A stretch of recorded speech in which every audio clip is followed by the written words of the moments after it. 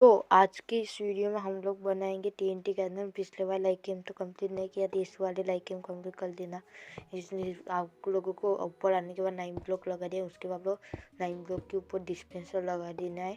Dispenser के बाद आप लोग 9 ब्लॉक के ऊपर एक ब्लॉक लगा देना है, एक ब्लॉक आगे आकर उसके बाद आप लोग साइड में दो लेयर ऐसी लगा देनी है। और साइड का ब्लॉक यही लगा था गलती से, और ऐसे आप लोग ब्लॉक लगाने के बाद कॉर्नर पे स्लैब लगा देनी है सभी जगह पर। उसके बाद वो डिस्पेंसर लगा देना है हर एक स्लैब के ऊपर। उसके बाद अंदर आप लोग वाटर प्लेस कर देना है, और फुल वाटर प्लेस करना, नहीं तो कैनन फट जाएगी। वहाँ पर आप लोग ऊपर लेस्टोन, उसके बाद लोग एक डिस्पेंसर तोड़ दें, वहाँ पर आप लोग ब्लॉक लगाए। उसके बाद सालों साइड में लेस्टोन तोड़, उसके बाद लेस्टोन का क्लॉक बना देना है। उसके बाद टीएनटी भर दें।